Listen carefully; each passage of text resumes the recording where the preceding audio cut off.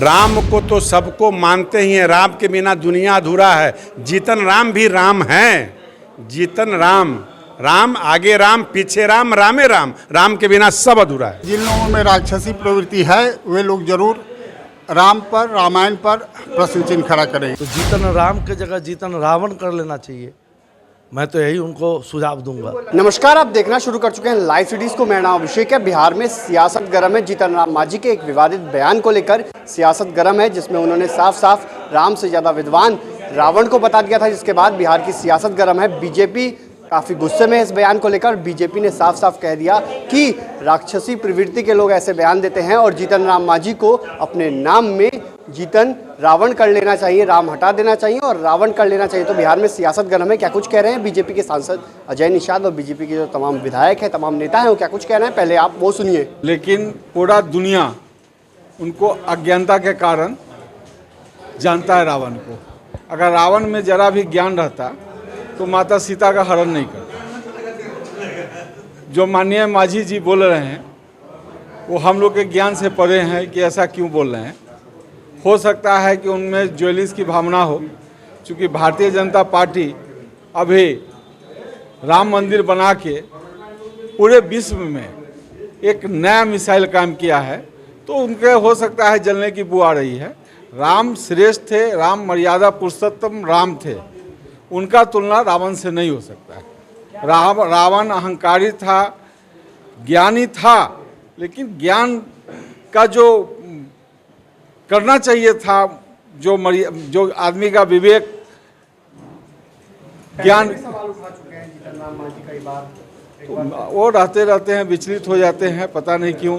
ये सब चीज़ तो चुनाव के समय में बोलना चाहिए ना। अरे ये सब चुनाव के बीच में आना चाहिए ना। जिस समय वो चुनाव जीते थे उस समय तो भाजपा के साथ ही थे ना।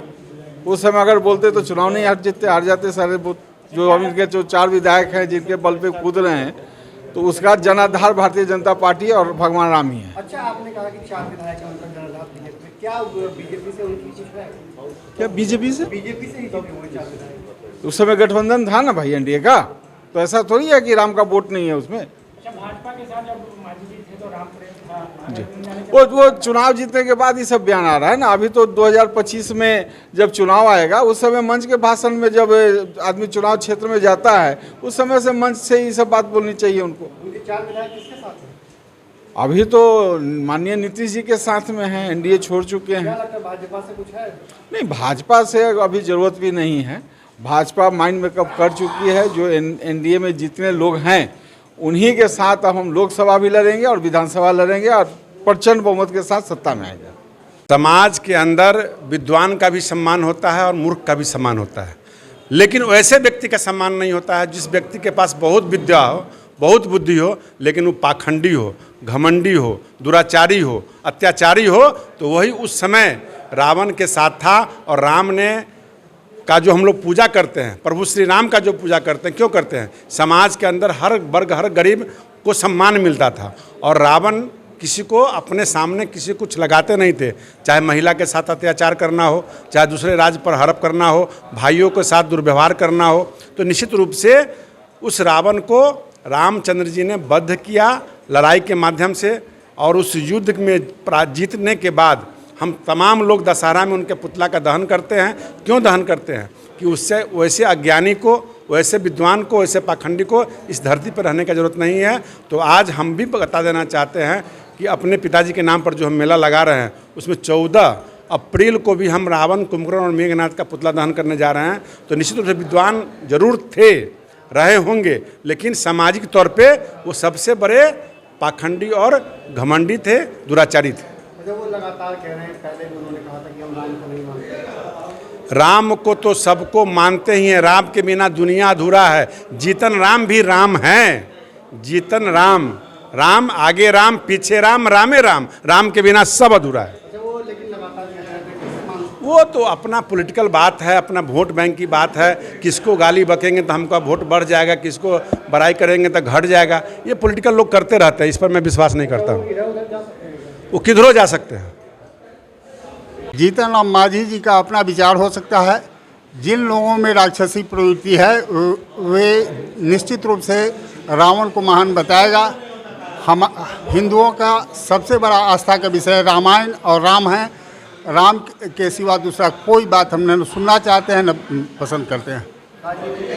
ये बिल्कुल नहीं होना चाहिए, ये निराधार है। ये बिल्कुल मन की इस तरह का राजनीति करने वाले लोग कुंठित मानसिकता के लोग हैं और कहीं ना कहीं से राजनीति में अपना पापड़ सेधने के लिए समाज को भड़काने का काम कर रहे हैं। इसके अलावा दूसरा कोई बात नहीं है।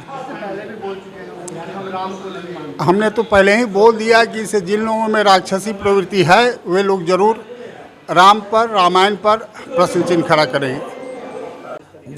देखिए ये अपना अपना समझ है। अगर ऐसी ही बात है, राम से इतना ही घृणा है जीतन राम मांझी जी को, तो जीतन राम के जगह जीतन रावण कर लेना चाहिए।